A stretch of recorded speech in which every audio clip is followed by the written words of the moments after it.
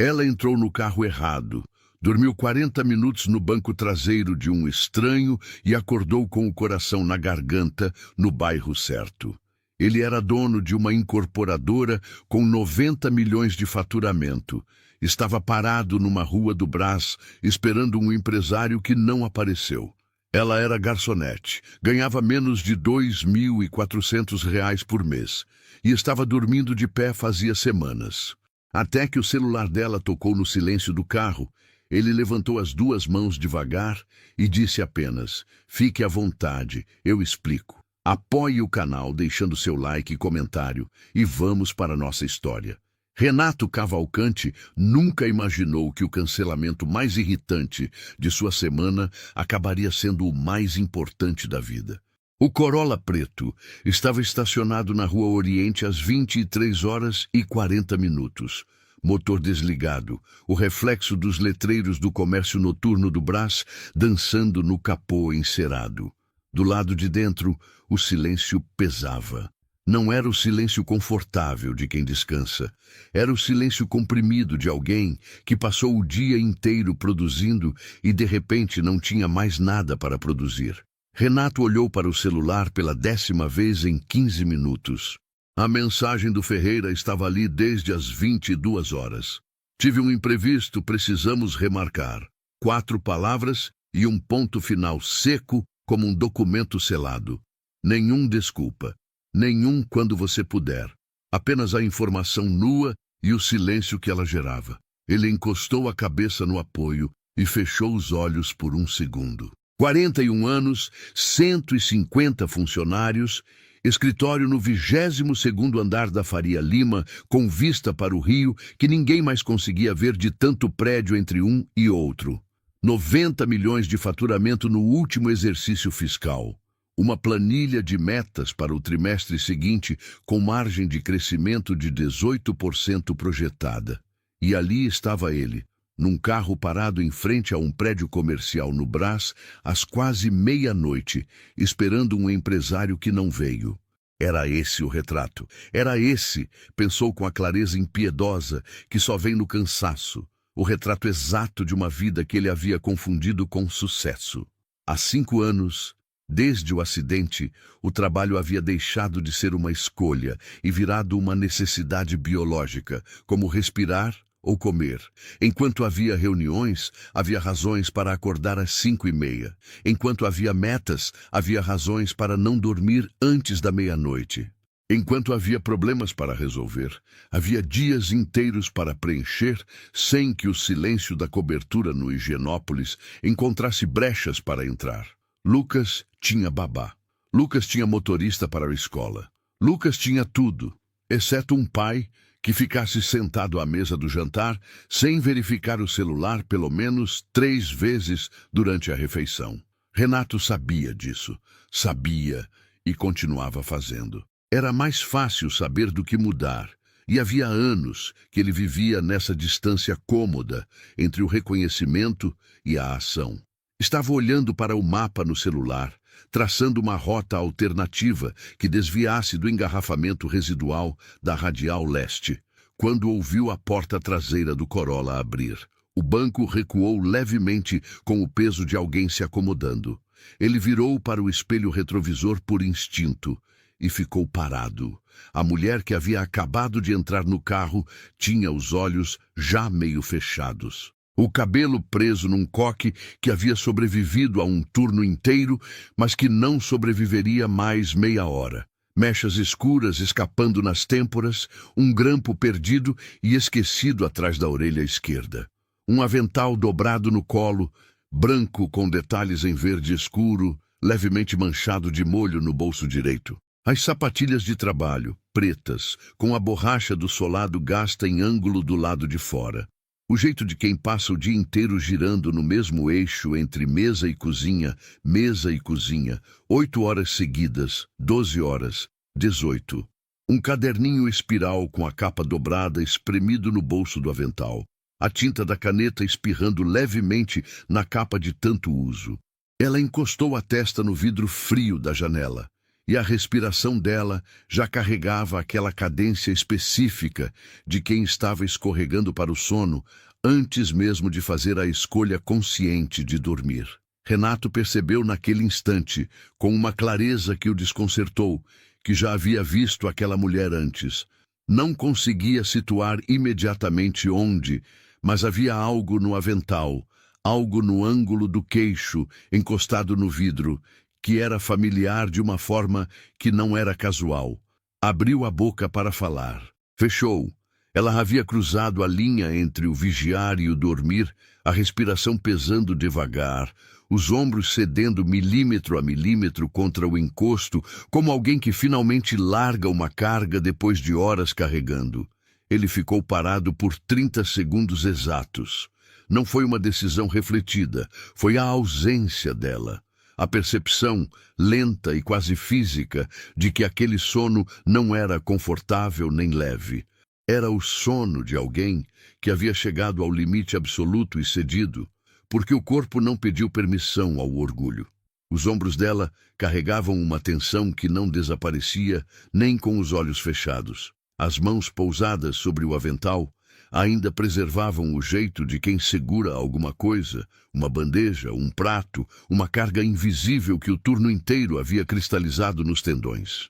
E havia algo no rosto dela que ele só conseguiu nomear depois, mais tarde, na volta para casa. Era a face de alguém que não para porque não pode parar, que não descansa porque há outros que dependem do que ela produz quando está de pé. Foi quando a memória encaixou. O almoço de negócios de hoje, o restaurante Família, Rua Oriente, ao 12h15. A mesa perto da janela, com a luz da calçada entrando oblíqua sobre os guardanapos de papel dobrados em triângulo. Ela havia levado o cardápio sem sorrir, do jeito automático que garçonetes desenvolvem depois de meses de repetição. Havia sorrido do jeito real, com os olhos junto, quando ele agradeceu a troca do prato. Havia notado que o executivo ao lado dele estava com o copo vazio fazia minutos e havia reabastecido sem ser solicitada, sem fazer cerimônia. Havia devolvido o troco de R$ 2 que poderiam facilmente ter desaparecido numa conta de almoço corporativo sem que ninguém ao redor notasse ou se importasse. Pequenos atos de uma atenção que não era estratégica nem calculada. Era simplesmente honesta. Era ela. E ela estava dormindo no banco traseiro do carro dele, absolutamente convicta de que havia entrado no Uber correto. Renato ligou o carro devagar. O motor do Corolla era silencioso na retomada, e ele manteve o rádio desligado por instinto, como quem tenta não acordar alguém numa casa adormecida. Ela havia sussurrado um endereço quando entrou. São Miguel Paulista, Rua das Gardênias. Ele havia captado o suficiente para digitar no GPS. 42 minutos de trajeto pelo caminho mais rápido. Olhou para o espelho de volta. A respiração dela era regular. A testa ainda encostada no vidro frio, o caderninho escorregando levemente para fora do bolso com o primeiro movimento do carro ao sair do estacionamento. Não era o que deveria fazer. Sabia disso com uma precisão desconfortável. Deveria ter sacudido o ombro dela antes de ligar o carro. Deveria ter dito que ela havia entrado no veículo errado. Deveria ter esperado ela processar, chamar o Uber correto, ir embora. Havia pelo menos 3 momentos em que a escolha óbvia estava disponível e ele não a tomou. E enquanto o Corolla deslizava pela Rua Oriente em direção à Radial Leste, enquanto o Brás ficava para trás com seus letreiros de comércio fechado e suas calçadas de quase meia-noite, Renato não conseguia responder com honestidade porque não havia parado. Havia algo naquele sono. Não era romantização, era algo mais simples e mais denso, que parecia exigir respeito. Como se interrompê-lo fosse uma violência pequena demais para ser crime e grande demais para ser ignorada. Dirigiu em silêncio pelos 42 minutos inteiros. A cidade de São Paulo ia passando pela janela do lado dela como um filme mudo.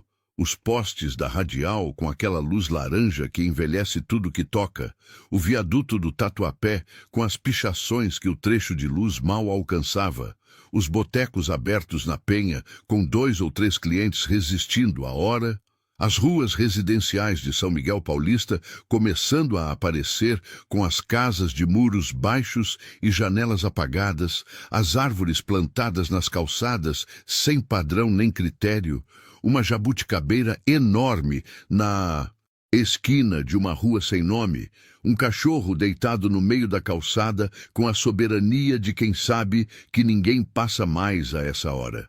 Renato percebeu que estava prestando atenção à cidade de um jeito que não prestava fazia anos, sem celular na mão, sem reunião no pensamento, sem nada além da rua, da noite, da respiração dela no banco de trás. Havia chegado ao endereço e estava prestes a falar quando o celular dela tocou. O som foi abrupto e metálico num carro que havia mantido silêncio absoluto por 40 minutos. E Daniela acordou como alguém que cai, com o corpo inteiro, com os reflexos disparando antes da consciência.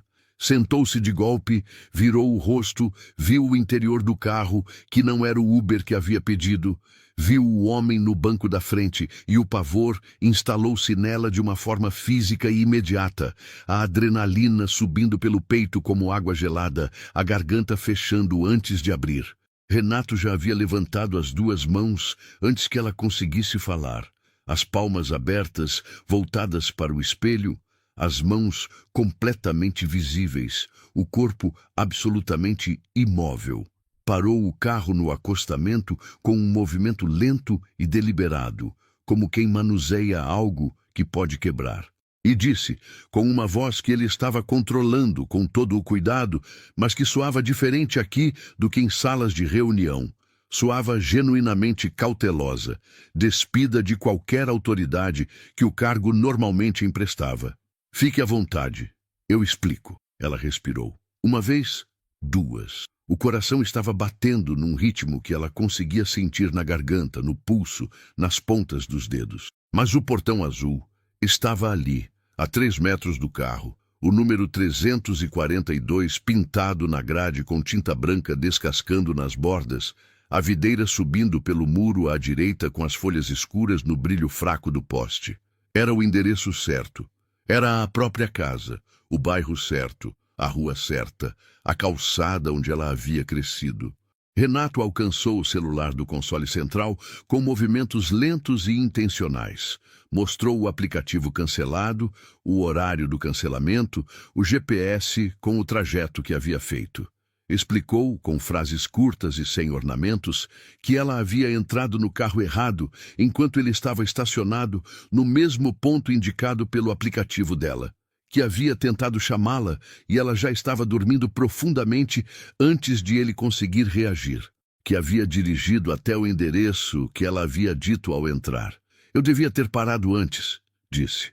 A voz não carregava desculpa performática. Carregava reconhecimento direto, sem mitigar.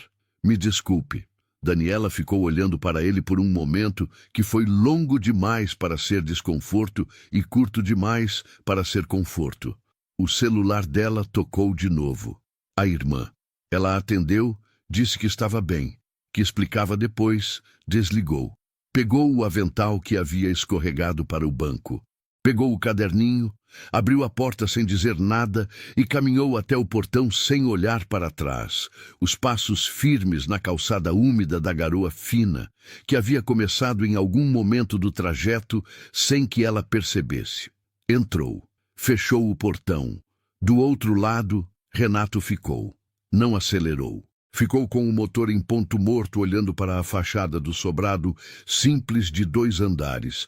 A tinta azul clara, em desacordo amigável com o azul escuro do portão, uma videira subindo pelo muro com aquela persistência vegetativa que ignora qualquer ordem arquitetônica. Esperou sem saber exatamente por que esperava. Esperou até que a luz do 2º andar acendesse. Aquela luz amarela morna de apartamento pequeno, o tipo de apartamento onde a cozinha fica de frente para a sala e os quartos são contados nos dedos de uma mão, com dedos sobrando. A luz acendeu.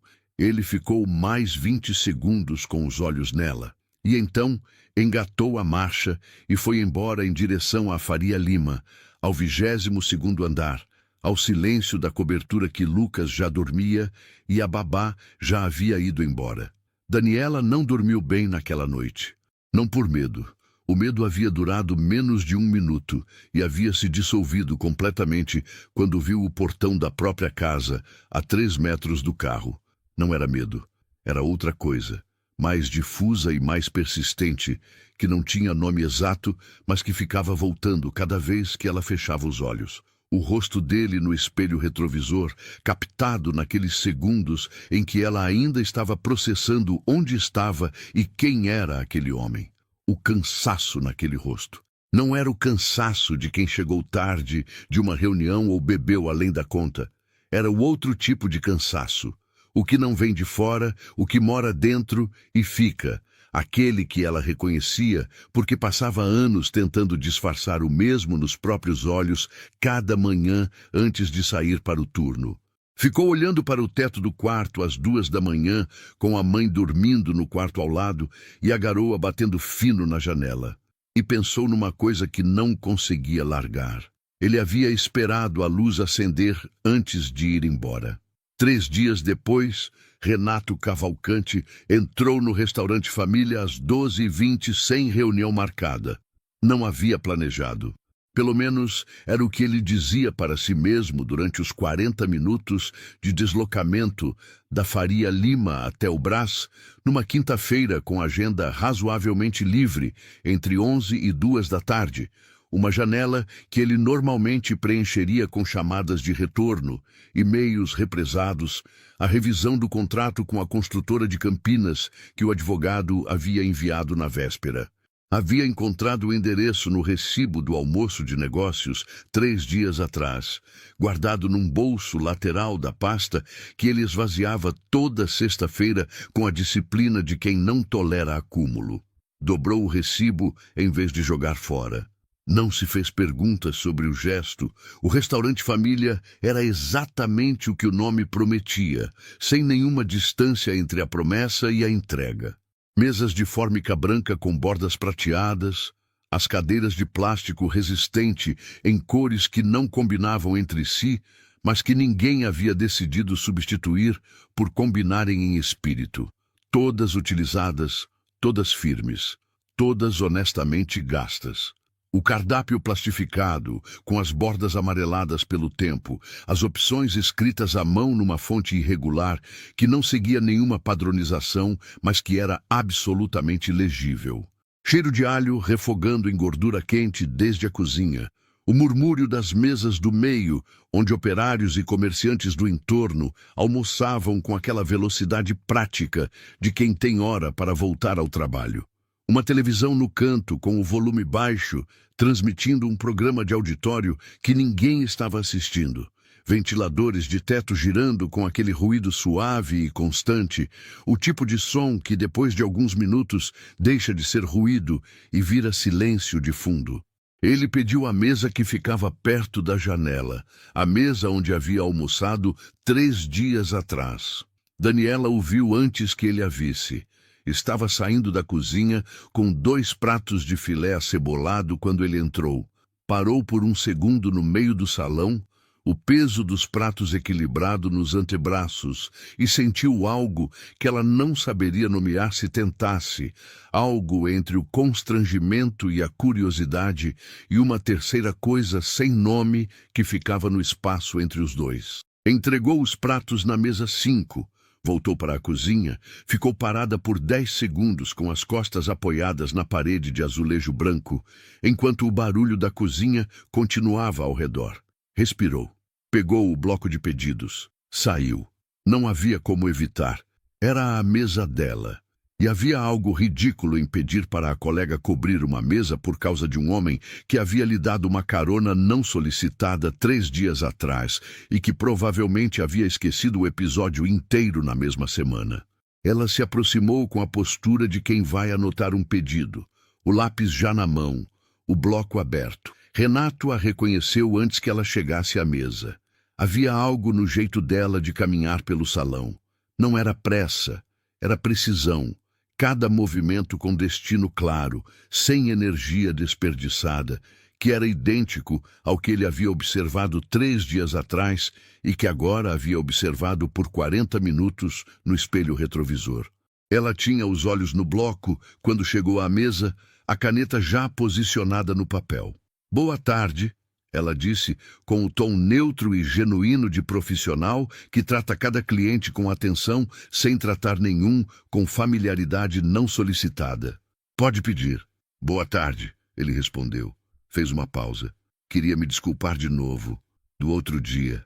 Ela levantou os olhos do bloco. Ficou olhando para ele por um segundo, avaliando com aquela precisão que vem de anos servindo gente de todos os tipos. A capacidade de ler intenção antes que a frase se complete. Não havia desconforto no rosto dele. Não havia aquela urgência de quem precisa que a desculpa seja aceita para poder ir embora. Havia apenas o reconhecimento direto, limpo, sem expectativa de retorno. "Não precisa", ela disse. "Já passei." "Mesmo assim", ele respondeu. Olhou para o cardápio com a seriedade que a maioria das pessoas reserva para contratos. "O prato executivo de hoje." Ela anotou. Voltou à cozinha. Trouxe o prato.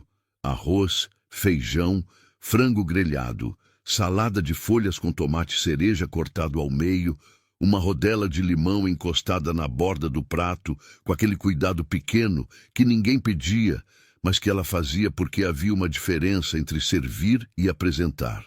Ele comeu devagar. Ela cobriu outras 3 mesas, levou sobremesa para a mesa do fundo, trocou o guardanapo de papel num lugar vazio antes que alguém sentasse. Quando ele chamou para pagar, ela levou a conta sem olhar o valor. No verso da conta havia um bilhete escrito à mão na letra pequena e inclinada de quem aprende a escrever rápido em caderninho de pedidos. "Me deixa te pagar o Uber que você não tomou."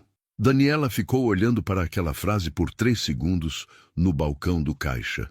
Dobrou o papel. Abriu a caixinha de troco onde guardava o material de frente. Pegou um bloco de pedidos velho com a capa rasgada. Arrancou uma página e escreveu. Dobrou. Levou de volta à mesa com o troco. Ele estava indo embora quando abriu o papel.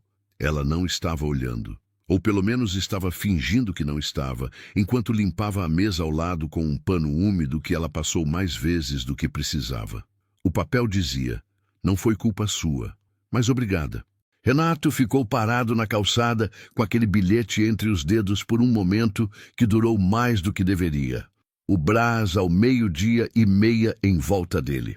A calçada de pedra portuguesa gasta pelo trânsito de anos, o barulho das grades de lojas subindo e descendo, o ônibus passando na esquina com o ronco grave do motor diesel, o cheiro de comida misturado com o cheiro de asfalto quente e escapamento. Ele dobrou o papel com cuidado, colocou no bolso do paletó, o mesmo bolso onde havia guardado o recibo 3 dias atrás, e foi em direção ao carro estacionado 2 quadras acima. Voltou na semana seguinte.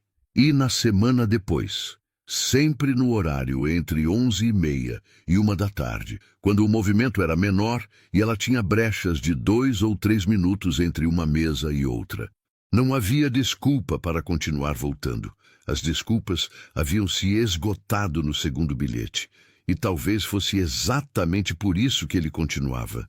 Porque não havia pretexto. Porque era pura escolha, e ele havia passado anos tomando decisões com justificativa técnica e orçamentária para cada uma delas.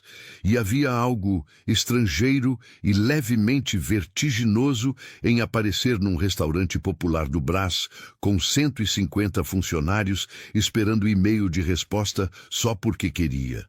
Nos intervalos dela, eles conversavam. Não havia mesa reservada, não havia horário marcado. Era o jeito de quem aprende a encaixar presença nos espaços que a rotina deixa. 3 minutos enquanto ela esperava um pedido sair da cozinha.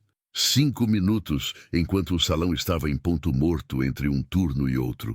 A conversa começava sempre em algo prático e ia afundando, devagar, sem que nenhum dos dois empurrasse deliberadamente.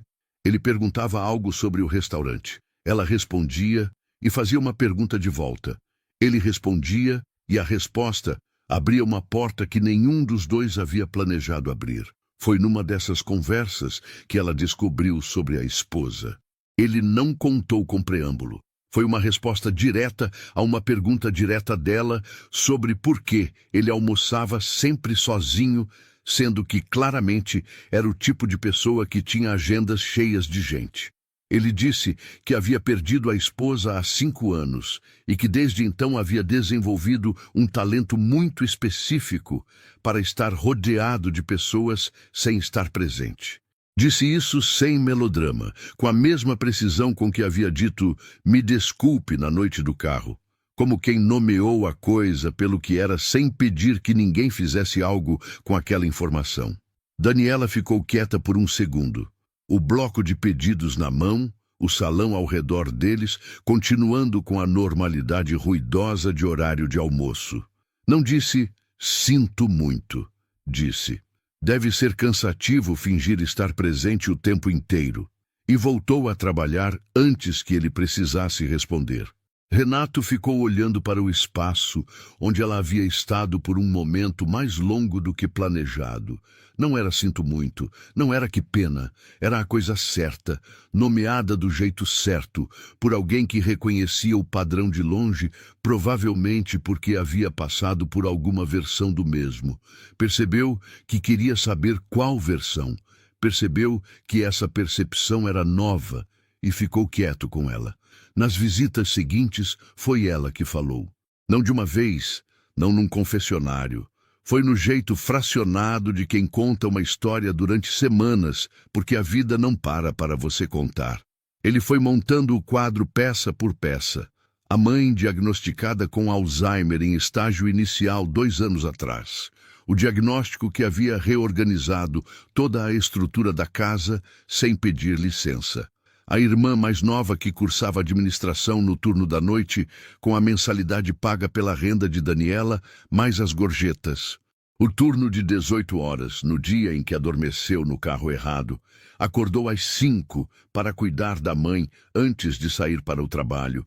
Entrou no restaurante às 6:30 para cobrir a colega que havia faltado.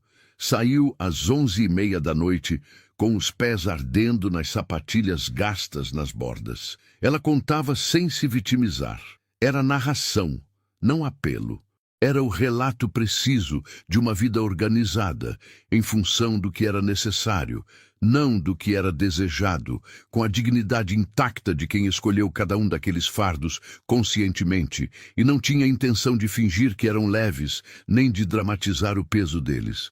Havia algo nisso que Renato não conseguia parar de observar, o modo como ela ria.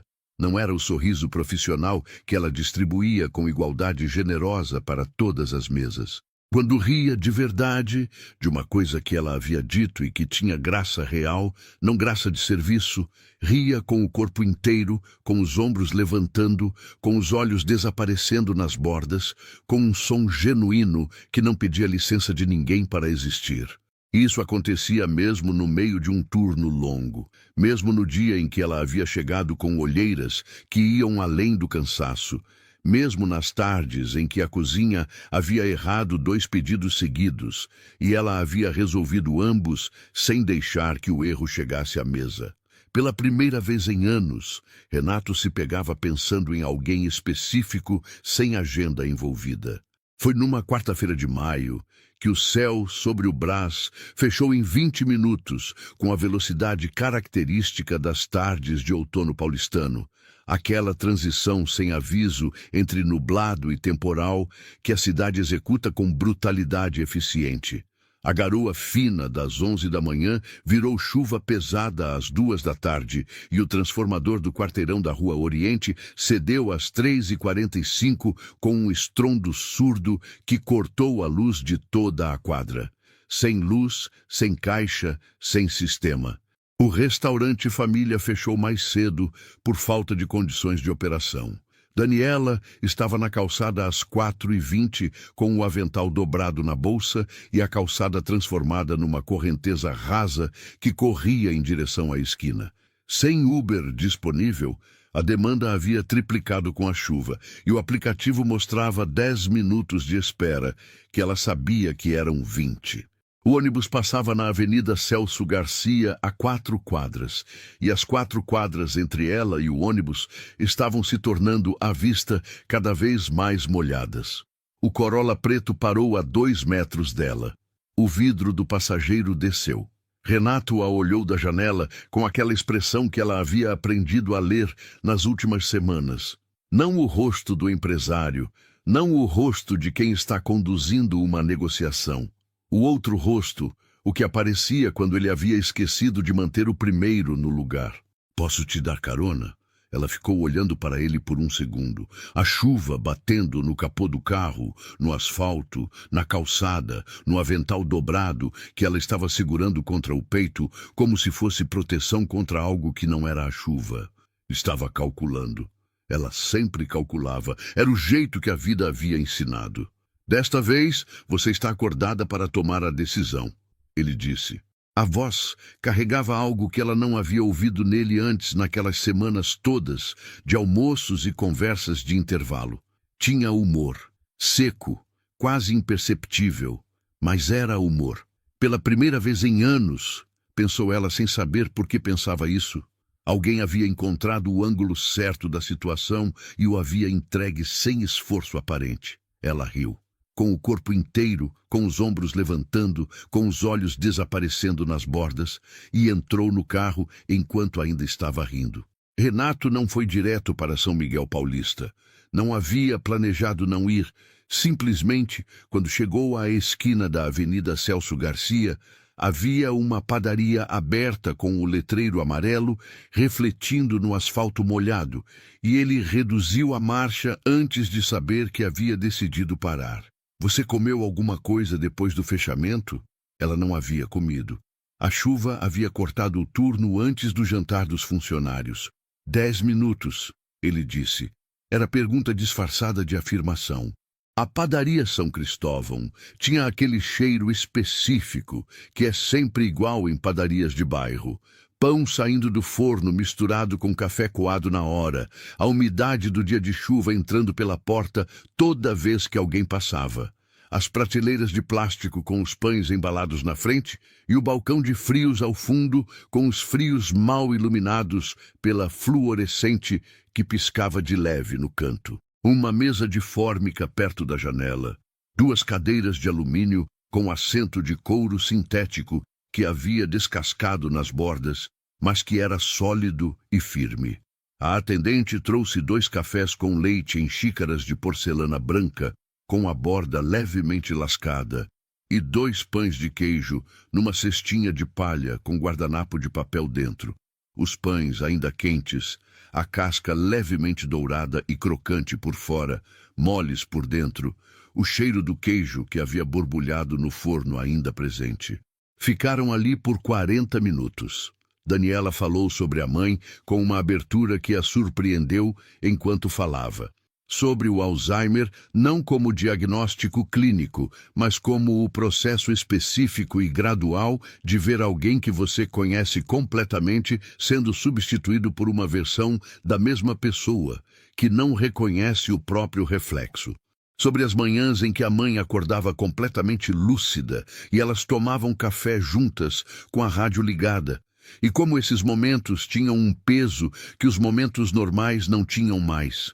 Sobre o medo, que ela raramente nomeava em voz alta porque nomear parecia tornar mais real, de que um dia a mãe acordasse e não soubesse quem ela era. Renato ouviu. Não preencheu os silêncios com conselho, nem com experiência análoga, nem com a tentativa de resolver. Ficou presente no que ela estava dizendo, com uma atenção que Daniela, no meio da frase, percebeu que não estava acostumada a receber. A maioria das pessoas ouvia enquanto esperava sua vez de falar. Ele ouvia como quem estava lendo algo importante e não queria perder linha. Quando ela terminou, ele ficou um momento em silêncio antes de falar.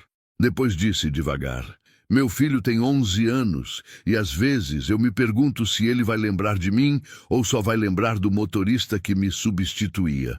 Não era comparação, era reciprocidade. Era ele abrindo a mesma porta que ela havia aberto, com a mesma precisão direta, sem ornamento. Ela o olhou. O café com leite esfriando entre as mãos dela, o pão de queijo já no meio, a chuva continuando do lado de fora com aquela persistência de tarde de outono paulistano que não tem pressa de parar. Havia cansaço no rosto dele. O cansaço que ela havia reconhecido no espelho retrovisor 3 semanas atrás e que não havia ido embora, que provavelmente não ia embora de uma semana para outra, que tinha raízes mais fundas do que reunião cancelada ou noite mal dormida. Mas havia outra coisa também, naquele momento, naquela mesa de fórmica descascada na padaria da Celso Garcia, com a fluorescente piscando no canto. Havia alguém que estava presente. Não performando presença. Presente. Daniela percebeu que havia algo diferente no jeito dele naquele tarde. Percebeu isso apenas quando notou o celular ainda virado para baixo sobre a mesa, intocado, desde que haviam sentado. 40 minutos. 2 cafés com leite, 2 pães de queijo e o celular da Cavalcante Incorporadora, com 150 funcionários e 90 milhões de faturamento e uma captação de 15 milhões em andamento, virado para baixo sobre a fórmica de uma padaria do Brás. Intocado. Ela não disse nada sobre isso, mas notou. Pela primeira vez em mais de 3 anos, Renato Cavalcante passou uma refeição inteira sem verificar o celular uma única vez. Não havia tomado a decisão conscientemente. Havia simplesmente não precisado. O problema com as coisas que começam devagar é que ninguém percebe o momento exato em que deixam de ser pequenas. Não havia nada oficial entre eles. Não havia palavra dita. Não havia gesto inequívoco. Não havia nenhum dos marcadores que o mundo social usa para categorizar o que 2 pessoas são uma para a outra. Havia almoços no restaurante família. Havia conversas de intervalo que duravam mais do que os intervalos. Havia uma padaria na Celso Garcia numa tarde de chuva. Havia a memória de um rosto no espelho retrovisor que voltava nos momentos errados. E havia o celular virado para baixo sobre a fórmica que os 2 sabiam o que significava, mas nenhum dos 2 havia nomeado. Era isso. Era o suficiente para que o mundo ao redor começasse a reagir antes que eles tivessem decidido o que era. Beatriz Sampaio era sócia jurídica da Cavalcante Incorporadora havia 4 anos. Havia chegado, indicada por um fundo de investimento como condição de um aporte que havia sido essencial no período de crescimento pós-pandemia.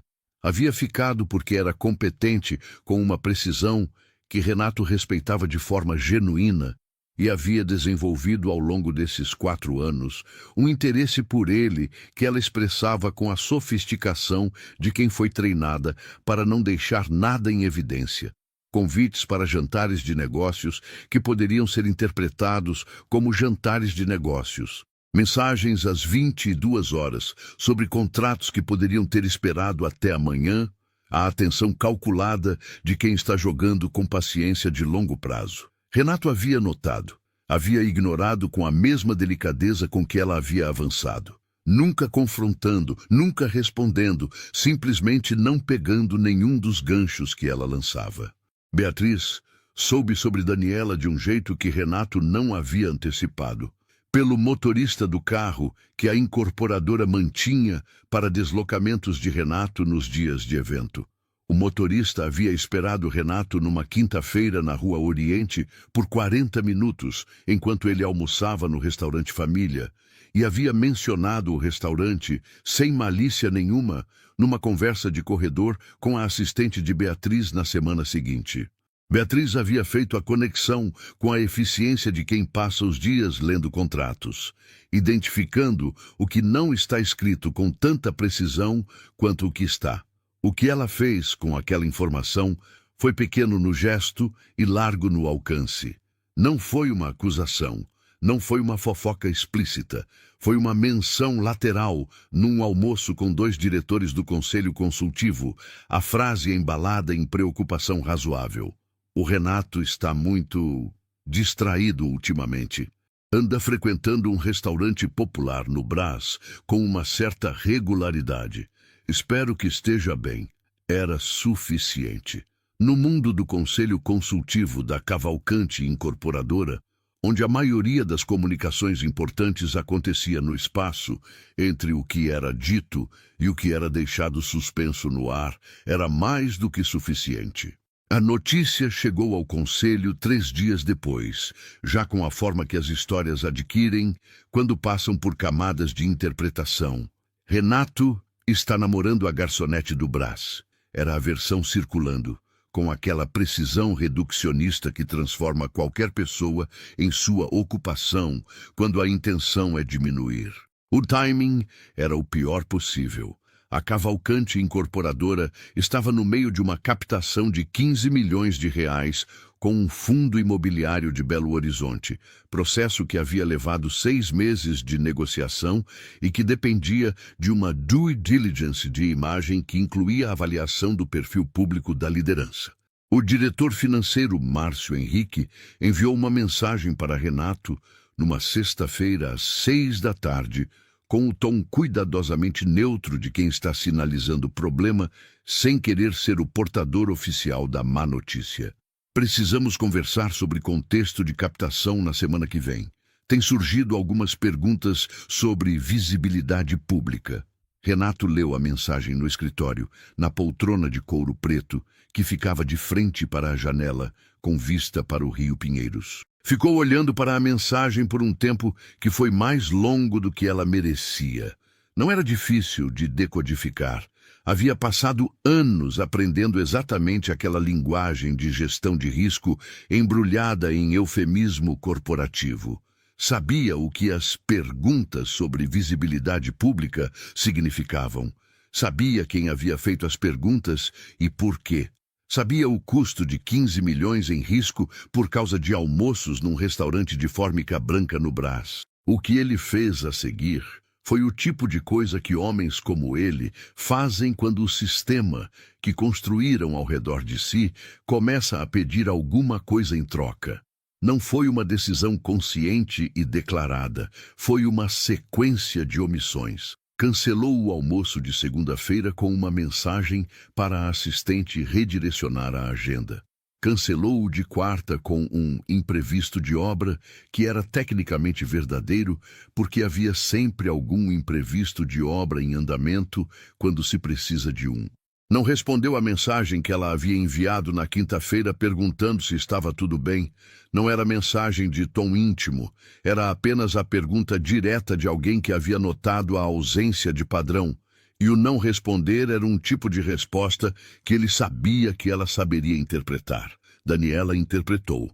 Não foi imediato. Primeiro veio a semana sem visita, que ela justificou internamente com as razões razoáveis que sempre existem. Agenda, viagem, obra, a vida de um homem com 150 funcionários. Depois veio a segunda semana sem mensagem de retorno, e as razões razoáveis começaram a soar, ao ser repetidas internamente pela terceira vez, como o que sempre soam quando são repetidas muitas vezes. Desculpa. Depois veio a terceira semana, e a compreensão chegou com aquela clareza fria de quem já havia estado em versões menores daquela situação e sabia exatamente o formato pelo qual ela se resolvia, ou não se resolvia, que era mais frequente. Ela havia sempre sabido onde aquilo ia acabar. Não era amargura, era geometria. Havia uma distância entre os mundos deles, que não era feita de maldade, nem de má fé, mas que era real e estrutural, do tipo que resiste a cafés com leite e pães de queijo e celulares virados para baixo sobre a fórmica. Ela havia sentido aquela distância desde o início. Havia sentido e havia continuado assim mesmo, porque havia algo naquelas conversas que ela não encontrava em nenhum outro lugar da semana. E isso havia sido suficiente até o momento em que não foi mais. Na semana seguinte, quando ele apareceu, ela pediu para a colega Priscila cobrir a mesa dele. Priscila não fez perguntas. Era o tipo de colega que entendia que alguns pedidos não precisam de explicação e que fazer perguntas quando alguém pede um favor silencioso é uma forma de retirar o favor, Cobriu a mesa com a naturalidade de quem sempre havia coberto aquela mesa. Daniela trabalhou as outras mesas com a mesma precisão de sempre. Cada prato no tempo certo, cada copo reabastecido antes de esvaziar, o sorriso real distribuído com igualdade generosa, como ela havia feito nos últimos 4 anos e como continuaria fazendo, porque o jeito que ela trabalhava não dependia de como se sentia. Nunca havia dependido. Era uma questão de dignidade que ela havia decidido manter quando as alternativas ainda eram piores do que eram agora. Renato notou a mudança imediatamente. Notou e não disse nada porque não havia o que dizer que não fosse ou uma mentira ou uma explicação que ele não estava preparado para dar. Almoçou com Priscila servindo, foi embora, ficou no carro estacionado por 3 minutos, olhando para o letreiro do restaurante antes de ligar o motor. Passou mais uma semana. A captação de 15 milhões havia entrado na fase final de negociação. As reuniões com o Fundo de Belo Horizonte estavam confirmadas para a quinzena seguinte. Márcio Henrique havia informado por mensagem que o contexto estava mais positivo. Novo eufemismo da mesma série, desta vez significando que as perguntas sobre visibilidade pública haviam cessado.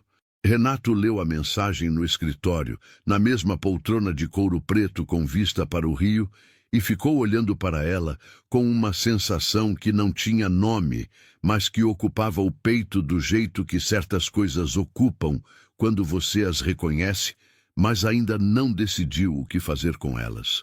Foi ao restaurante numa terça-feira perto do fechamento. O salão estava vazio, exceto por uma mesa do fundo, onde 2 homens mais velhos terminavam uma conversa sobre futebol com a tranquilidade de quem não tem horário. Priscila havia ido embora. O cozinheiro estava fechando a cozinha com aquele ruído de panelas e exaustores, desligando em sequência, que é a banda sonora do fim de um dia de restaurante. Daniela estava varrendo o salão central com a vassoura de cabo longo, o avental ainda no lugar, o cabelo meio solto do coque das 10 horas da manhã, os passos medidos pela largura entre as mesas que ela havia internalizado há tanto tempo que era instinto agora, não cálculo. Ela o viu entrar, não parou de varrer. Renato ficou na entrada por 1 segundo, olhando para o salão vazio, para ela no meio dele com a vassoura. Havia algo naquela imagem que ele não conseguia olhar de frente completamente. Não era condescendência, era o oposto. Era o reconhecimento de que o que ela estava fazendo naquele momento, ao final de um dia de trabalho que havia começado horas antes, era exatamente o que ela sempre havia feito e continuaria fazendo, independente de qualquer coisa que existisse ou não existisse entre eles. E que havia uma dignidade absoluta nisso que ele não havia honrado com o comportamento das últimas semanas. Daniela, ele disse. A voz saiu mais baixa do que planejou. Preciso conversar. Ela não levantou os olhos da vassoura. Continuou com o mesmo ritmo, a pilha de pó se acumulando na direção da porta dos fundos. Quando falou, a voz estava completamente plana. Não fria, não ferida, apenas plana, com aquela planicidade específica de quem retirou da fala qualquer coisa que pudesse ser aproveitada como vulnerabilidade. Não precisa explicar, ela disse. A vassoura continuou. Eu sempre soube onde isso ia acabar. Uma pausa. Obrigada pelos pães de queijo. Renato ficou parado no meio do salão vazio do restaurante Família, com o barulho da cozinha se apagando ao fundo e a vassoura de Daniela se movendo com aquela precisão que não precisava de nenhuma reação dele para continuar. Havia se preparado para uma versão de conversa. Havia preparado alguma coisa. Não sabia exatamente o que, mas havia se preparado para dizer algo. E ali, naquele momento, não havia nada que pudesse dizer. Não havia explicação que não fosse também confissão. Não havia justificativa que não revelasse, ao ser dita em voz alta, exatamente o tamanho do recuo que havia feito. Pela primeira vez em anos, talvez desde o acidente, talvez antes, alguém havia se virado de costas para ele antes que ele conseguisse fazer o mesmo. Ele ficou parado por mais alguns segundos que foram desconfortáveis, de um jeito que ele não havia planejado conseguir sentir. O salão estava vazio e silencioso, exceto pelo som regular da vassoura. E havia algo ali que o espremeu de um jeito diferente de qualquer reunião difícil ou negociação travada que ele havia enfrentado nos últimos anos. Porque aquelas ele sabia conduzir, havia aprendido a linguagem, havia mapas para aquele território. Aquilo não tinha mapa. Aquilo exigia outra coisa que ele havia guardado em alguma gaveta interna há 5 anos e havia se acostumado a não precisar. Saiu. A porta do restaurante Família fechou com o barulho leve e definitivo de uma porta que sabe o que está fazendo. Daniela parou de varrer por um segundo, de costas para a entrada, e olhou para o chão na frente dela. A pilha de pó estava no lugar. O salão estava quase limpo. Havia mais 2 fileiras de mesas para terminar, e depois o balcão. E depois ela apagaria as luzes, trancaria e pegaria o ônibus para São Miguel Paulista, onde a mãe provavelmente já havia dormido e a irmã provavelmente estava estudando para a prova de amanhã. A vida estava exatamente onde havia estado antes. Havia estado onde estava antes a noite inteira. Havia estado onde estava antes a semana inteira. Havia estado onde estava antes, desde muito antes de um Corolla preto parar numa rua do Brás, numa noite em que ela estava destruída de cansaço. Continuou varrendo, mas as mãos estavam levemente mais firmes do que precisavam estar no cabo da vassoura, e ela só percebeu isso quando chegou na última fileira de mesas, e o cabo estava deixando marca vermelha na palma da mão direita de tanto apertar. Renato Cavalcante passou os 2 dias seguintes no escritório com a pontualidade mecânica de sempre. Às 8 da manhã, no 22º andar, as reuniões no horário, os contratos revisados, os e-mails respondidos dentro do prazo que sua assistente havia aprendido a calibrar como termômetro do estado dele. De fora, nada havia mudado. Era o mesmo Renato de sempre, preciso, disponível para o trabalho, completamente presente para qualquer coisa que tivesse orçamento e meta associados. Por dentro havia uma frase que não saía, curta, sem ornamento, entregue de costas para ele, enquanto uma vassoura se movia com precisão pelo piso de um restaurante vazio. Obrigada pelos pães de queijo. Não era a frase em si. Era o que a frase continha. A capacidade de alguém de resumir uma sequência inteira de meses, de conversas, de uma tarde de chuva, com café com leite e o celular virado para baixo, e encerrar tudo isso com exatidão e sem resíduo, sem sobra de mágoa visível, sem nenhum gancho que ele pudesse usar para se esquivar da própria responsabilidade. Havia dispensado pessoas antes. Havia sido dispensado raramente. Mas nunca havia sido dispensado daquele jeito, com a vassoura continuando no mesmo ritmo, com a voz completamente plana, com a dignidade de quem não precisava da reação dele para saber quanto valia. Na tarde da quarta-feira, Renato abriu uma gaveta do escritório, onde guardava o cartão de visita de uma psicóloga que havia sido indicada 2 anos atrás por um médico durante um check-up de rotina que havia revelado pressão levemente acima do desejável e uma frequência cardíaca em repouso que o médico havia descrito como a frequência de alguém que não descansa nem dormindo. Havia guardado o cartão com a intenção de ligar quando tivesse um espaço na agenda. Havia 2 anos que não havia espaço na agenda. Ligou. Marcou para sexta-feira às 7 da manhã, porque às 7 da manhã era o único horário que não competia com nada agendado. E porque às 7 da manhã era ainda escuro o suficiente para que entrar num consultório parecesse menos uma admissão pública de alguma coisa. A psicóloga se chamava Helena Braga. Tinha um consultório no Paraíso com uma poltrona de tecido cinza e uma janela que dava para a copa de uma árvore que Renato não soube identificar, mas que estava começando a soltar as folhas do outono. Ela não perguntou por que havia demorado 2 anos para ligar. Perguntou como estava dormindo. Renato disse: depois da meia-noite, sempre, há 5 anos. Ela anotou. Perguntou o que havia trazido ali naquele dia especificamente. Renato ficou um momento em silêncio. Não o silêncio de quem não sabe responder, mas o silêncio de quem está escolhendo a versão honesta em vez da versão gerenciada. Depois disse: uma mulher disse obrigada pelos pães de queijo e foi a primeira vez em anos que não consegui ir embora de um lugar sem sentir que havia deixado algo para trás. Helena não disse nada por um momento. Depois disse: me conte sobre os pães de queijo. Não era sobre os pães de queijo. Era sobre o que havia antes dos pães de queijo. 5 anos de rotina construída sobre a ausência, um filho de 11 anos que tinha tudo, exceto a versão presente do pai. Uma empresa que havia se tornado o substituto de tudo que ele havia parado de tentar sentir depois do acidente. Renato falou por 50 minutos numa sessão que havia marcado como teste e que saiu do consultório com outra marcada para a semana seguinte. Não havia resolução ao final dos 50 minutos. Havia apenas o reconhecimento lento e desconfortável de que havia estado usando o trabalho como anestesia, com a mesma regularidade e determinação com que outras pessoas usam outras substâncias, e que a anestesia havia funcionado razoavelmente bem, até o momento em que uma garçonete havia entrado no carro errado e dormido 40 minutos no banco traseiro. E algo naquele sono havia alcançado uma frequência que a anestesia não conseguia bloquear.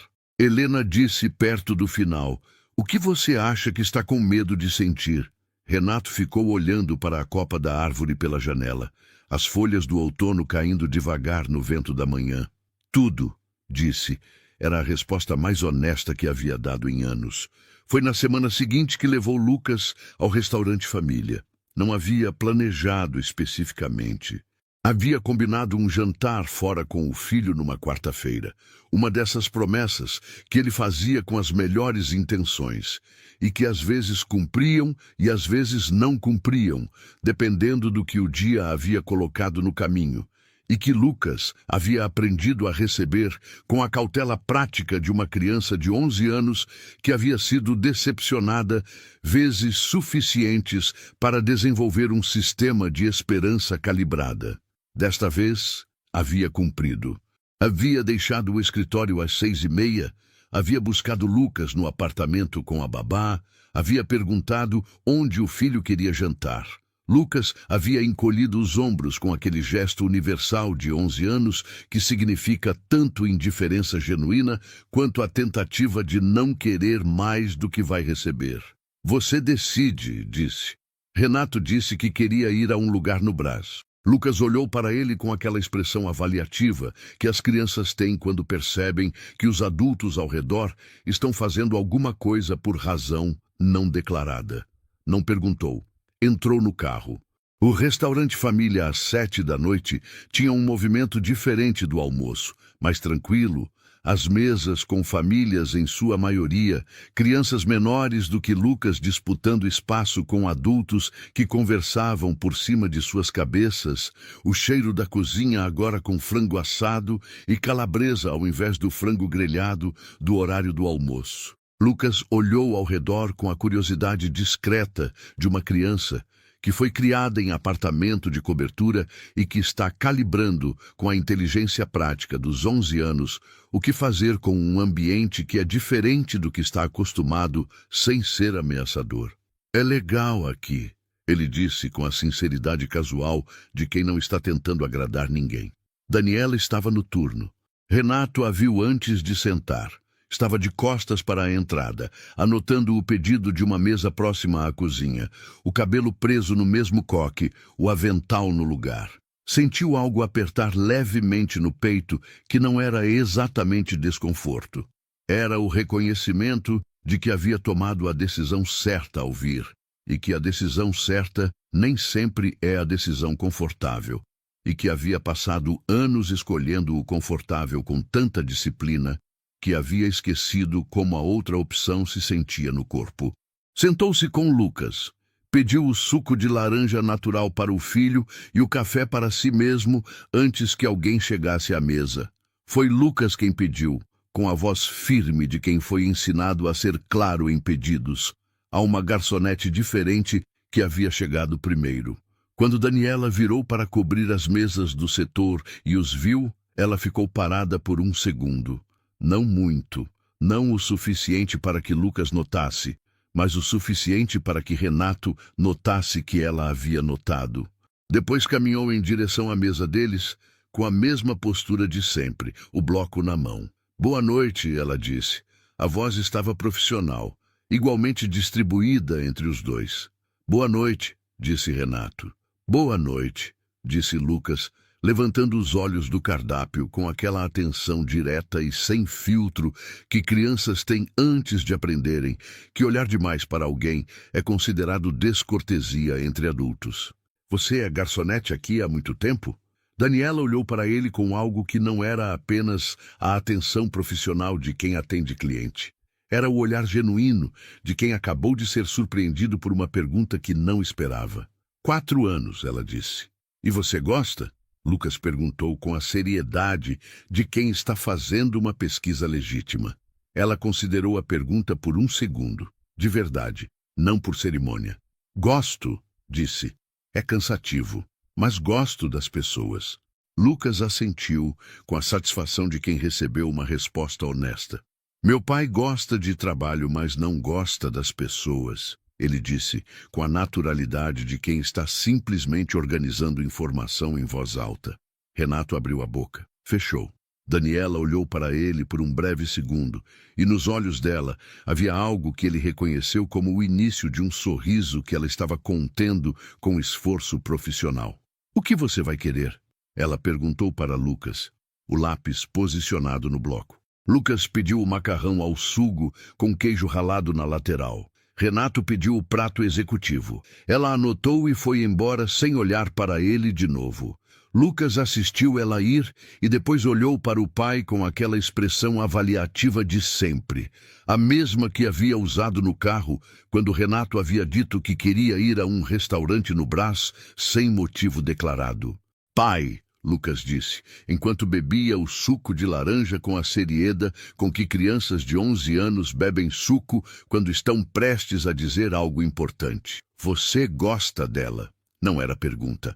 Era a constatação direta de alguém que estava vendo a situação de fora pela primeira vez e para quem os padrões eram transparentes com aquela clareza impiedosa que só existe antes de aprendermos a ser diplomáticos com nós mesmos. Renato ficou olhando para o filho. Lucas o olhava de volta com uma abertura no rosto que Renato reconheceu, com um aperto que foi além do peito e chegou a algum lugar mais fundo. Era a abertura de uma criança que ainda estava disposta a conhecer o pai, que havia guardado espaço para isso mesmo depois de anos de babás e motoristas e jantares cancelados, que havia mantido aquela porta entreaberta com a paciência silenciosa dos 11 anos. É complicado, Renato disse. Era a resposta de adulto que compra tempo. Lucas assoprou levemente pelo nariz. Não era desprezo. Era 11 anos reconhecendo desconversa.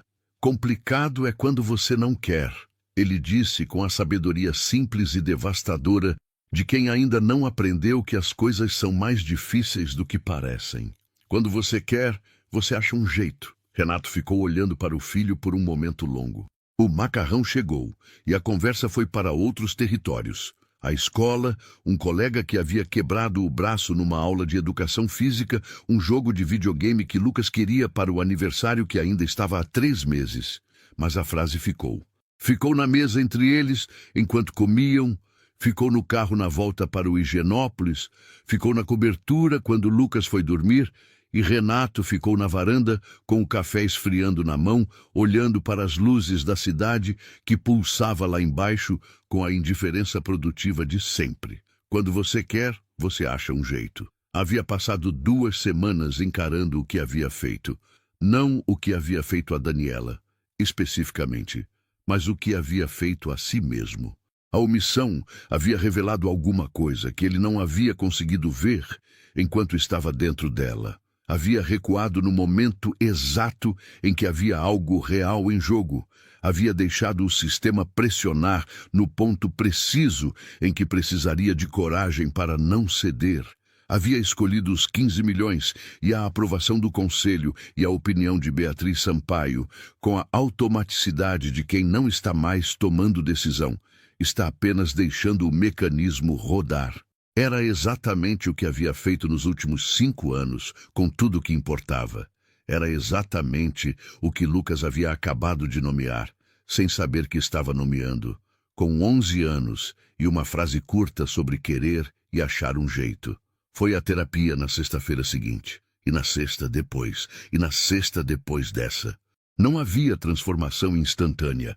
Helena havia deixado claro desde a primeira sessão que transformação instantânea era conto de fadas e que o trabalho real era lento e desconfortável e cheio de avanços seguidos de recuos, seguidos de avanços menores que os anteriores, mas mais sólidos. Mas havia algo se movendo. Havia alguma coisa que havia estado parada por 5 anos, começando a se descolar do lugar onde havia cristalizado, com o atrito e a resistência e a dor específica das coisas que ficaram imóveis tempo demais. Numa tarde de sábado, com Lucas dormindo na tarde depois de um treino de futebol, Renato abriu o notebook na cozinha da cobertura e ficou olhando para a tela por 20 minutos antes de começar a escrever. Não era e-mail, não era contrato. Eram 2 documentos, um de estrutura simples, um de linguagem direta, sem o vocabulário inflado que ele normalmente usava para tornar propostas mais palatáveis do que eram. Levou 3 horas. Releu 4 vezes.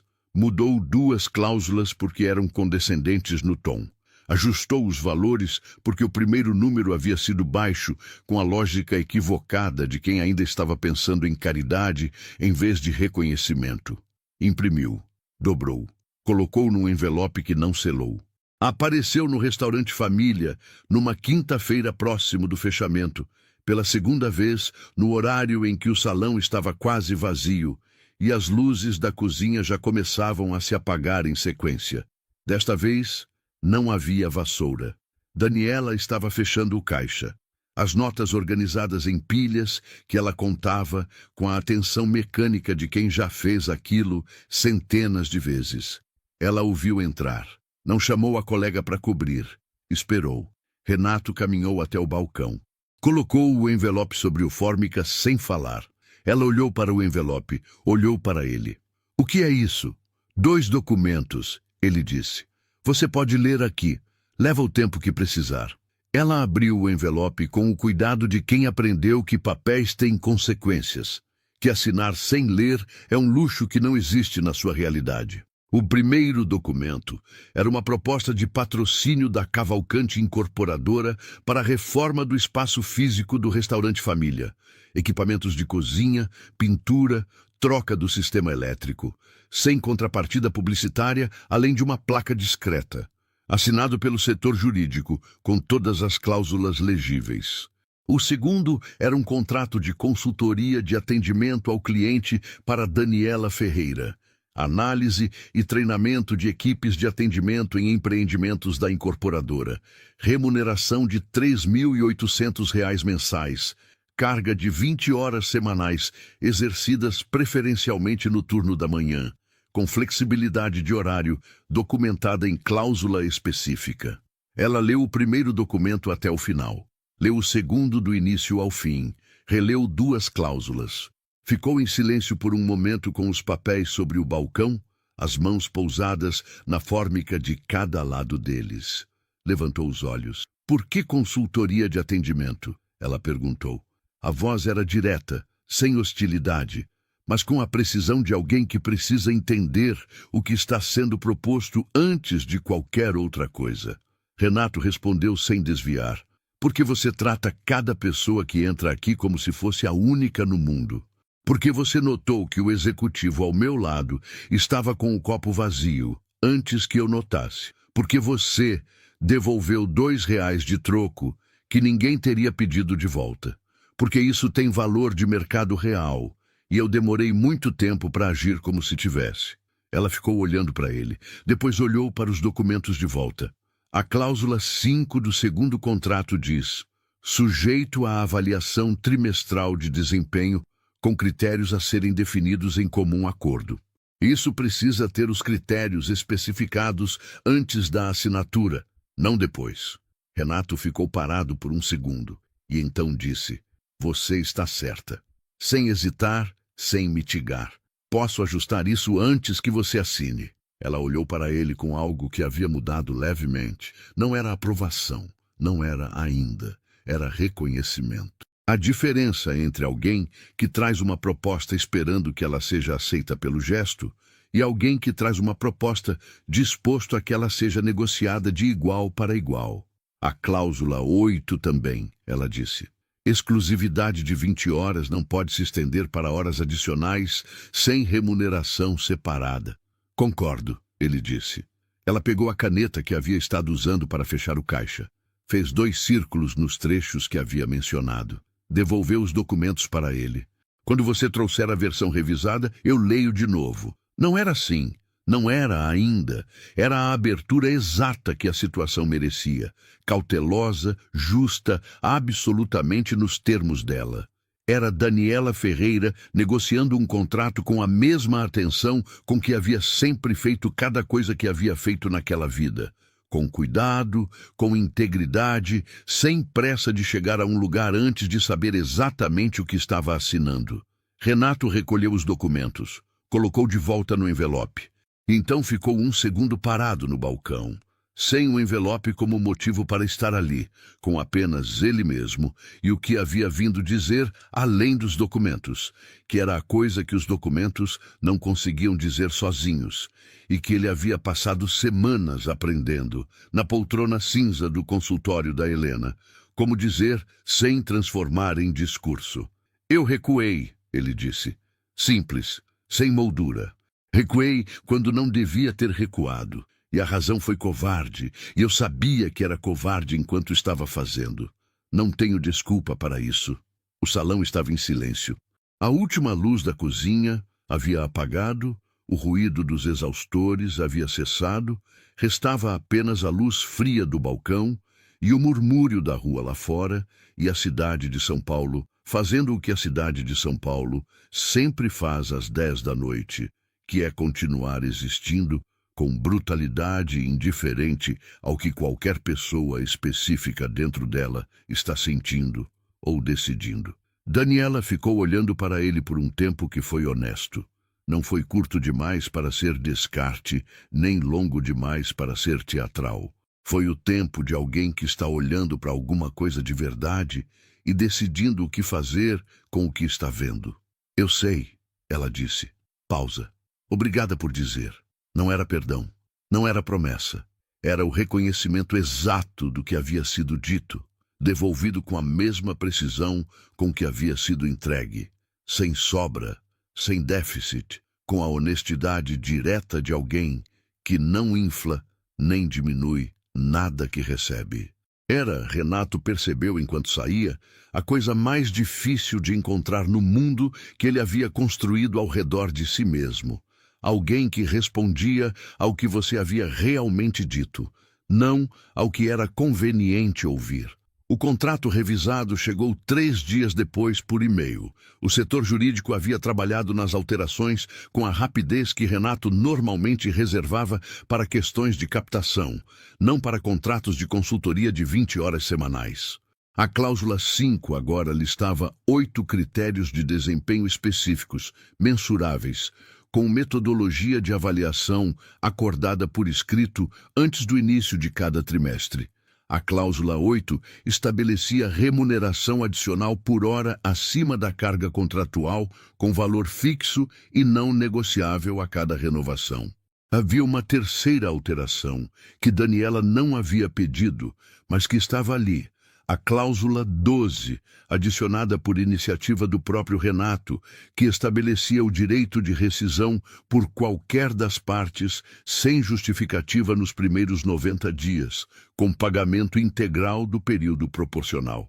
Era uma cláusula de saída. Era a cláusula que dizia, em linguagem jurídica, que ela não estava presa a nada que não quisesse estar.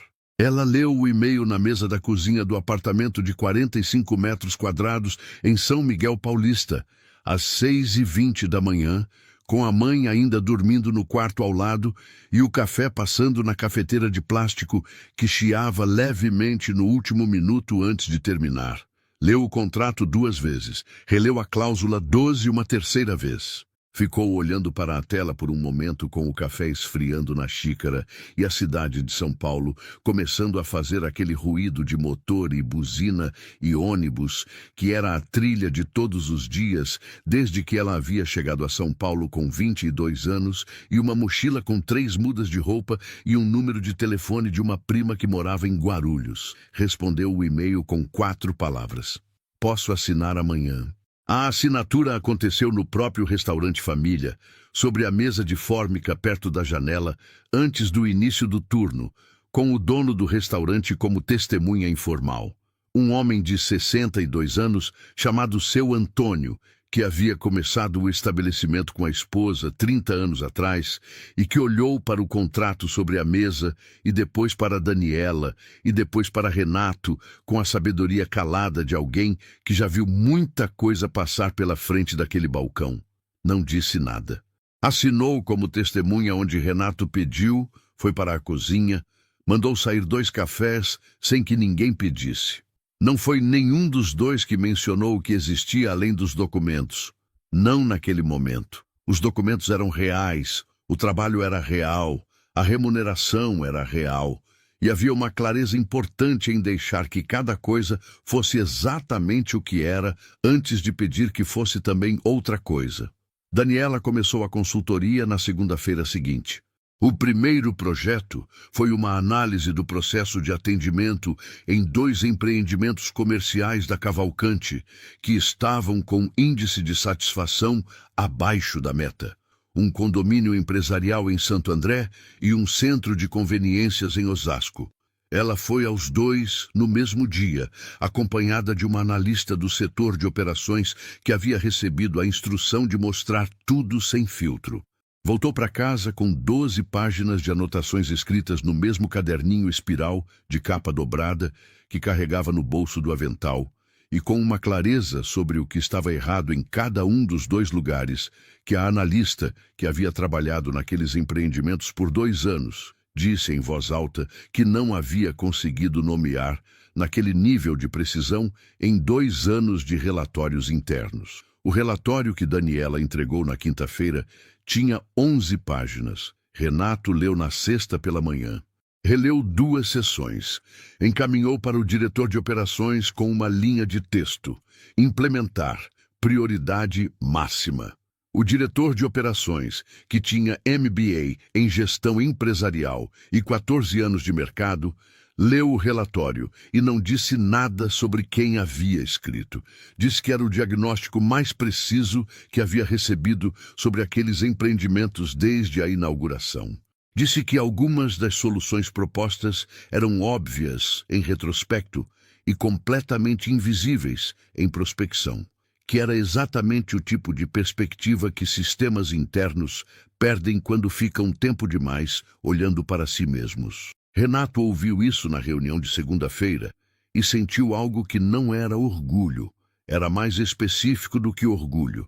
Era o reconhecimento de que havia demorado tempo demais para fazer algo que havia sido simples e claro desde o princípio, e que a demora havia custado algo além dos 15 dias de captação em risco e da opinião do conselho consultivo. Havia custado semanas. Havia custado a conversa com Daniela, que terminou com ela de costas para ele, e a vassoura continuando no mesmo ritmo. Não havia como recuperar essas semanas. Helena havia dito isso na sessão de sexta. Não se recupera tempo, se usa o que resta com mais consciência. Renato havia ficado em silêncio com essa frase por um tempo que a psicóloga havia deixado durar sem preenchê-lo, que era a coisa que ela fazia, que ele havia aprendido a não tentar interromper. Nas semanas que se seguiram, a consultoria criou uma estrutura própria que existia independente de qualquer outra coisa. Daniela aparecia nos empreendimentos nas manhãs. Enviava relatórios com a regularidade e a precisão de quem foi ensinado pela vida a ser confiável, porque a alternativa sempre custou mais do que era razoável pagar. O turno no restaurante família continuou. Ela havia deixado claro desde o início que as 20 horas de consultoria não substituíam o restaurante e que o restaurante continuaria, enquanto ela quisesse que continuasse. Renato não havia sugerido o contrário. Havia documentado a flexibilidade de horário na cláusula 4 exatamente para que isso fosse possível. E havia feito isso antes que ela precisasse pedir. O dinheiro novo mudou coisas concretas. A primeira coisa que mudou foi a cuidadora. Seu nome era Dona Marlene, 58 anos, certificada em cuidados a pacientes com Alzheimer, recomendada pela assistente social do posto de saúde do bairro. Aparecia segunda, quarta e sexta das 8 às 2 da tarde. 3 manhãs por semana, em que Daniela saía para a consultoria ou para o restaurante, sabendo que a mãe estava com alguém que sabia o que estava fazendo, alguém que conhecia as músicas certas para os momentos em que a memória enrolava e que sabia como reorientar sem confrontar. A mãe gostou de Dona Marlene na primeira semana. Chamava-a pelo nome, que era um sinal. Havia pessoas cuja presença a deixava mais agitada, mas Dona Marlene tinha aquele jeito calmo e consistente que os pacientes de Alzheimer reconhecem antes que o reconhecimento seja consciente, no nível mais antigo do sistema nervoso, onde a segurança é sentida antes de ser pensada. Daniela percebeu que havia dormido 7 horas seguidas pela primeira vez em meses. Apenas quando acordou sem o alarme e ficou 10 segundos sem entender o que havia de errado antes de entender que nada havia de errado. A irmã Camila soube da consultoria e ficou em silêncio por um momento do outro lado do telefone antes de dizer, com a voz levemente estranhada, de quem está recalculando alguma coisa: "Você vai largar o restaurante?" Daniela disse que não.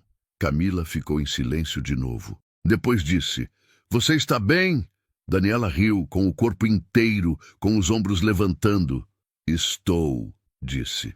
E era verdade. Era diferente das vezes em que havia dito a mesma coisa por reflexo ou por proteção. Renato e Daniela não tinham encontros marcados. Tinham conversas que aconteciam nas bordas das coisas reais. Ela passava pelo escritório para entregar um relatório e ficava 15 minutos enquanto ele perguntava sobre um dado específico. Ele aparecia no restaurante num dia de semana para almoço e ela tinha 5 minutos no intervalo.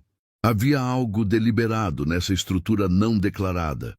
Algo que os dois haviam chegado por caminhos separados à mesma conclusão: que qualquer coisa que fosse construída precisava ser construída devagar, sobre fundação real, sem o peso de expectativas que chegam antes da estrutura estar pronta para carregá-las. Numa tarde de julho, ele apareceu no restaurante não na hora do almoço, mas às 4 da tarde, no vazio entre os turnos. Ela estava sozinha no salão, organizando os cardápios para o jantar. Ele perguntou se podia sentar. Ela disse que sim. Ele pediu um café. Ela trouxe. Sentou na cadeira da frente, não atrás do balcão. Ficaram em silêncio por um momento que não era constrangedor. Era o silêncio de 2 pessoas que já passaram tempo suficiente, uma na presença da outra, para não precisarem preenchê-lo. "O Lucas perguntou por você", Renato disse. Daniela levantou os olhos da xícara. "O que ele perguntou?" "Se você ia jantar com a gente algum dia." Pausa. "Não foi pergunta minha." "Foi dele, mas eu concordo com o sentimento." Ela ficou olhando para ele. O café estava quente entre as mãos dela, o salão vazio ao redor deles, a cidade de São Paulo lá fora, continuando com a indiferença produtiva de sempre. Havia algo diferente nele nas últimas semanas, não uma transformação de roteiro, não uma mudança que você pudesse apontar num único gesto ou numa única frase. Era algo mais sutil e mais permanente, do tipo que só aparece quando a mudança é real. Havia menos espaço entre o que ele dizia e o que estava sentindo. Havia menos armadura entre o rosto que ele mostrava para o mundo e o rosto que aparecia no espelho retrovisor às 2 da manhã, quando ele estava cansado demais para mantê-la no lugar. Quando? Ela perguntou. Ele respondeu sem hesitar. Quando você quiser. Foi no sábado seguinte. Lucas escolheu a própria casa, não a cobertura impecável do Higienópolis, com a vista para a cidade e os móveis que um designer de interiores havia escolhido 5 anos atrás, e que ninguém havia mudado porque não havia ninguém com opinião suficiente sobre aquele espaço para querer mudá-lo. Lucas escolheu a cobertura porque era onde ele morava e onde ele se sentia no controle de alguma coisa. E porque havia pedido à babá que o ensinasse a fazer macarrão ao sugo naquela semana, e ele queria fazer o macarrão ao sugo. Havia praticado 2 vezes. A segunda ficou melhor do que a primeira. Ele havia documentado os ajustes no verso de uma folha de caderno escolar com a seriedade de um pesquisador. Daniela chegou às 7 da noite com um pote de doce de leite que havia feito com a mãe naquela tarde. Uma das manhãs lúcidas, as duas na cozinha pequena, com o rádio ligado na música dos anos 80, que a mãe sabia de cor, mesmo quando não sabia o próprio nome. As mãos mexendo a panela com aquela memória muscular que o Alzheimer não apagava porque estava fundo demais para chegar. Daniela havia embalado o doce de leite num pote de vidro com uma etiqueta escrita à mão. Renato a recebeu na porta e olhou para o pote e depois para ela com aquela expressão que ela havia aprendido a reconhecer nele. O rosto sem armadura, o que aparecia quando ele estava presente de verdade. Lucas apareceu atrás do pai com o avental de cozinha ainda no lugar e uma mancha de molho de tomate no punho esquerdo. Você veio, ele disse, com a satisfação direta de 11 anos. Eu fiz macarrão. Eu vi que você fez, Daniela disse olhando para o avental. Parece que foi uma batalha. Lucas olhou para o punho. A segunda tentativa explodiu um pouco. Virou-se para a cozinha com a urgência de quem tem algo no fogo. Mas a terceira está boa. A terceira estava boa. A mesa estava posta com a atenção irregular de uma criança que havia feito o melhor que sabia. Os guardanapos dobrados em ângulos aproximados, os copos de água cheios até a borda, uma vela acesa no centro, que havia sido ideia de Lucas e que Renato havia deixado porque não havia razão para não deixar. Comeram com o som da cidade lá fora e a conversa indo por onde a conversa queria ir. Lucas perguntando a Daniela coisas sobre o restaurante com a curiosidade séria de sempre. Daniela respondendo com a atenção real que ela dava a perguntas reais. Renato ali no meio deles dois, sentindo aquele espaço de uma forma que não era habitual para ele, que não era performática nem gerenciada. Era calor. Era simplesmente calor humano numa mesa com macarrão ao sugo e doce de leite caseiro, e uma vela que estava derretendo levemente para o lado, porque o porta-velas era torto. Depois do jantar, Lucas insistiu em mostrar para Daniela o jogo de videogame que estava jogando, uma insistência que ela atendeu com atenção genuína, sentada no sofá, enquanto ele explicava a mecânica com aquela velocidade de 11 anos que assume que o outro está acompanhando porque seria impossível não estar. Renato ficou de pé perto da janela da sala, com o café na mão, olhando para os dois no sofá. E percebeu que estava olhando para aquele cena com o tipo de presença que havia praticado perder ao longo de 5 anos. Sem celular, sem agenda, sem a camada de processamento que havia aprendido a manter entre ele e as coisas que importavam, como se importância fosse perigosa. Lucas riu de algo que Daniela disse sobre o jogo. Era um rir genuíno. Não o ri de criança que quer agradar adulto, era o ri de quem encontrou alguém na mesma frequência. Renato reconheceu o ri.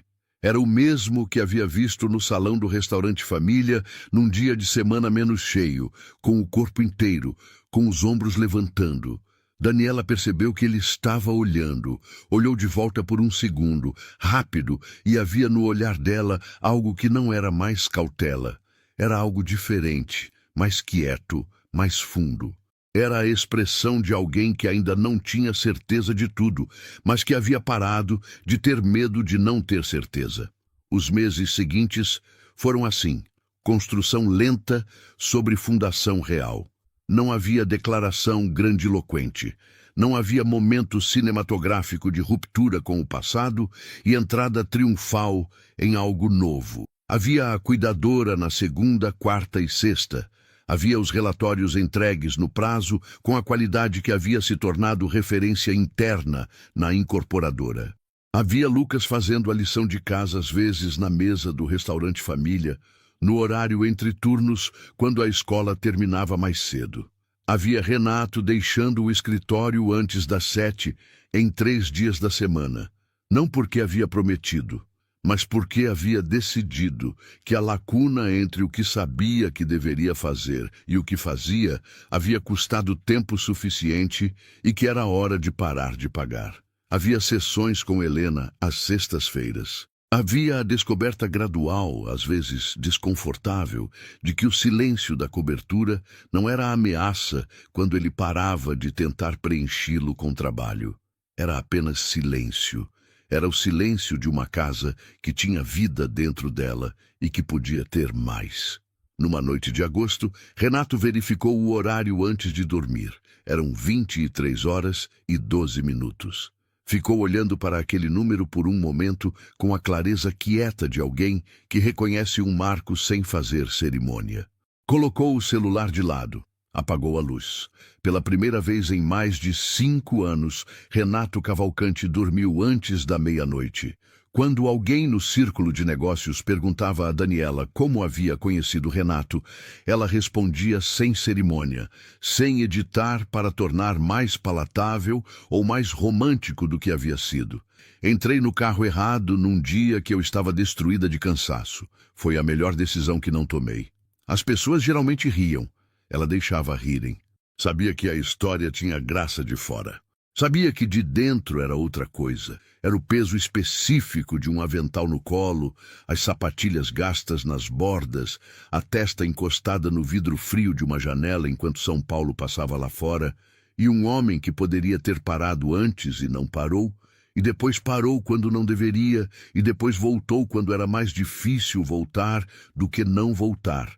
E dessa sequência toda de acertos e erros, e recuos e escolhas, havia saído alguma coisa que nenhum dos dois havia planejado, e que por isso mesmo era inteiramente deles. E naquela cozinha pequena, em São Miguel Paulista, numa manhã de sábado em setembro, com a mãe de Daniela mexendo o café ao som do rádio de sempre e Dona Marlene chegando pontual às 8 com os biscoitos que havia aprendido que a dona gostava, com Lucas dormindo ainda no quarto de hóspedes porque havia dormido depois da meia-noite, jogando videogame, e porque 11 anos ainda dormem quando o corpo pede, com a cidade de São Paulo lá fora, fazendo exatamente o que sempre havia feito. Daniela entendeu que aquilo era riqueza. Não era o salário novo, não era a consultoria, não era os 3.800 depositados na conta no dia certo todo mês. Era a mãe com o nome no lábio, era o café com cheiro de antes, era uma criança dormindo num quarto da casa que havia muito não tinha criança. Era presença, era continuidade, era o jeito que as manhãs podiam parecer quando você havia parado de sobreviver nelas e começado a estar dentro delas. Era tudo. Era, percebeu ela enquanto colocava a segunda xícara na mesa, para quando Renato descesse, exatamente tudo.